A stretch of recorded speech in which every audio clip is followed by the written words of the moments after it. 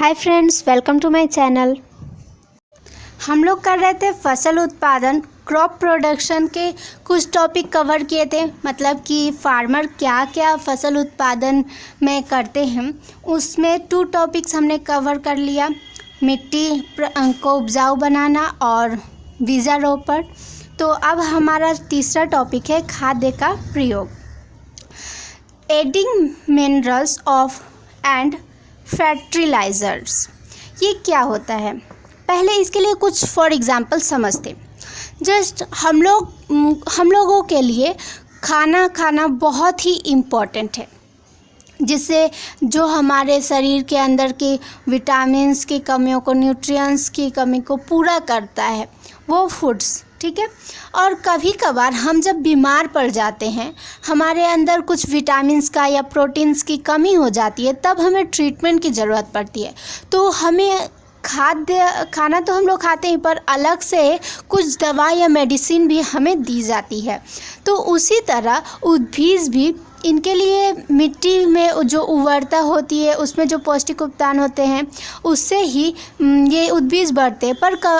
पर बहुत ही बार ये जो न्यूट्रिएंट्स होते हैं मिट्टी के अंदर, वो उसकी कमी पड़ जाती है। तो उसको पूरा करने के लिए कुछ ट्रीटमेंट दिया जाता है। तो उससे पहले जानते हैं ये पौष्टिक उपादान क्या होता है।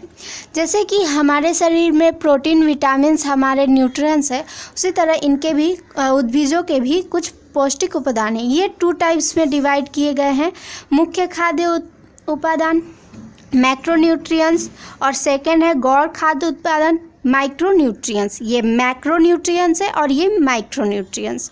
C यानी कि कार्बन, H यानी कि हाइड्रोजन, O यानी कि ऑक्सीजन, N यानी कि नाइट्रेट, P यानी कि पोटाशियम, सॉरी इसका फॉस्फोरस, और K यानी कि पोटाशियम, Mg यानी कि मैग्नीशियम, और S यानी कि सल्फर। अब ये गौण खाद्य में क्या क्या है, Fe यानी कि लोहा, Mn यानी कि मैग्नीज, और Cu यानी कि क्यूप्रिक, और B यानी कि ब्रोमीन, Z यानी कि जिंक, और Cl यानी कि क्लोराइड। तो ये अलग से दिए जाते हैं, और ये दोनों ही उद्भिद को बढ़ने में ग्रो करते, ये उनके न्यूट्रिएंट्स होते हैं। तो अब बात करते हैं जो हमें मेडिसिन दी जाती है, लेकिन हम जो ट्रीटमेंट लेते हैं तो उसको पूरा करने के लिए जो चीज़ दी जाती है उसको हम लोग मेडिसिन बोलते हैं। पर जो ये उद्भिद को ट्रीटमेंट के लिए जो चीज़ दी जाती है, उनकी कमी को पूरा करने के लिए, उसको क्या बोला जाता है, उसको खाद्य बोला जाता है। तो चलिए जान लेते हैं कि खाद्य का डेफिनेशन क्या है। मिट्टी में उपस्थित पौधे के पौष्टिक उपादान की कमी को पूरा करके उद्भिद की वृद्धि में जो पदार्थ सहायक होते हैं उन्हें खाद्य कहते हैं। मैंने जैसे पहले ही कहा कि जो हेल्प करे उनके ग्रो करने में, जो कमी हो जाती है मिट्टी के अंदर, उसे देने के लिए जो ट्रीटमेंट दिया जाए वो होता है खाद्य। तो अब ये खाद्य 2 टाइप्स के होते हैं। तो चलिए जान लेते हैं ये क्या क्या टाइप्स है। पहला है जैविक खाद्य, ओरिजिनल मैन्योर। मतलब कि ओरिजिनल मैन्योर मतलब क्या, जो नेचुरल हो, ठीक है, वो होता है जैविक खाद्य। अजैविक खाद्य इनओरिजिनल फर्टिलाइज़र, मतलब कि जो नेचुरल ना हो, जिन्हें रासायनिक विक्रिया से बनाया जाता हो, वो होते हैं अजैविक खाद्य। तो इनके बारे में थोड़ा जानते हैं। जैविक खाद्य कैसे बनता है, जैसे गाय का गोबर, मृत जीवों का शरीर, वर्ज्य पदार्थ मतलब कोई प्लास्टिक नहीं, प्लास्टिक बहुत ही हानिकारक होते हैं पौधों के लिए।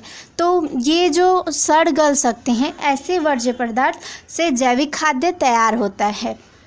ये जैविक खाद्य मिट्टी की उर्वरता को बढ़ाते हैं, पौधे को ग्रो करने में हेल्प करते हैं, और फिर जो उद्भिद की जड़ों में जो बैक्टीरिया पाई जाती है उसको भी ग्रो करने में ये जैविक खाद्य हेल्प करते हैं। और अजैविक खाद्य क्या करते हैं, अजैविक खाद्य क्या करते हैं, पौधे उत्पादन बहुत ज़्यादा बढ़ाते हैं, उद्भिद को ग्रो करने में बहुत हेल्प करते हैं। लेकिन ये क्या करते हैं, जो उद्भिद की जड़ों में या मिट्टी में जो जीवाणु पाए जाते हैं, जो ग्रो करने में हेल्प करते हैं पौधों का, उसके वर्क में ये बाधा देते हैं, उनको सही से वर्क करने नहीं देते हैं। तो इस वजह से मिट्टी अपनी उपजाऊ जो उसका गुण होता है वो खो देता है। इसीलिए पहले इसका अजैविक खाद का बहुत ज़्यादा यूज़ होता था, पर अब इसका यूज़ अब थोड़ा थोड़ा कम हो गया है। तो अब ये खाद्य का यूज़ करना, ये एक तरह से तो ट्रीटमेंट है ना। अब इसी चीज़ को ट्रीटमेंट क्या हर बार लगातार किया जाता है? नहीं।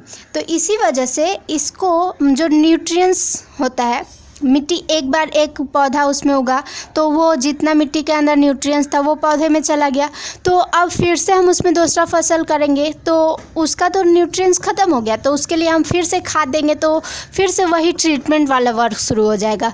तो इसको पूरा करने के लिए क्या मतलब नेचुरली कौन सा वर्क किया जा सकता है, इसके लिए किसान क्या वर्क करते हैं? तो है क्या करते हैं किसान, इस पे दो तरह के वर्क को वो अपनाते हैं।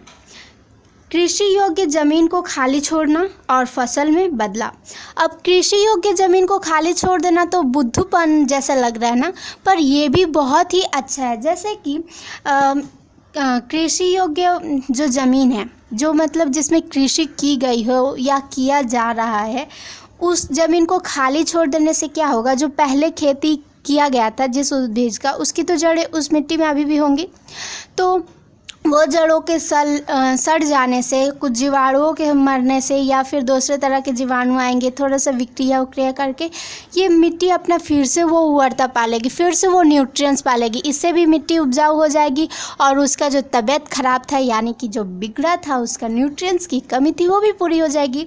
और सेकेंड ऑप्शन क्या है, फसल में बदलाव। फसल में बदलाव, कैसा बदलाव? जैसे एक टाइम गेहूं की खेती की, दूसरे टाइम में धान की खेती की, क्या ऐसे? नहीं।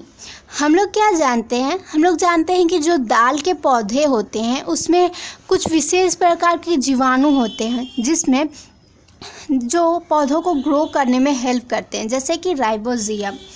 तो ये जो उद्भिद है, जैसे एक फॉर एग्जांपल ले लेते हैं कि मटर का जो पौधा होता है उसकी जब खेती होती है तो अगर उसमें खाद ना भी दिया जाए तो भी वो पौधा ग्रो करता है। क्यों? क्योंकि उसकी जड़ में जो जीवाणु होते हैं ना, वही उसको हेल्प करते हैं ग्रो करने में। तो इससे हम समझ सकते हैं कि दाल की जो फसलें होती हैं उनकी जड़ों में ये जीवाणु पाए जाते हैं। इसी वजह से फसल के बदलाव में हम जैसे एक टाइम गेहूं का खेती हुआ तो नेक्स्ट टाइम दाल की खेती कर सकते हैं। तो ये हो गया फसल का बदलाव। ऐसे हम अपने मिट्टी का भी ख्याल रख पाएंगे और जो मुनाफा है वो भी कमा लेंगे। ऐसा ही वर्क, मेरा ये अपना तजुर्बा जैसा लग रहा है, मैंने ऐसा सोचा। एनीवेज़, आपको ये जान कर के कैसा लगा, खाद्य का उत्पादन जान कर के कृषि में कैसे इसका वर्क किया जाता है?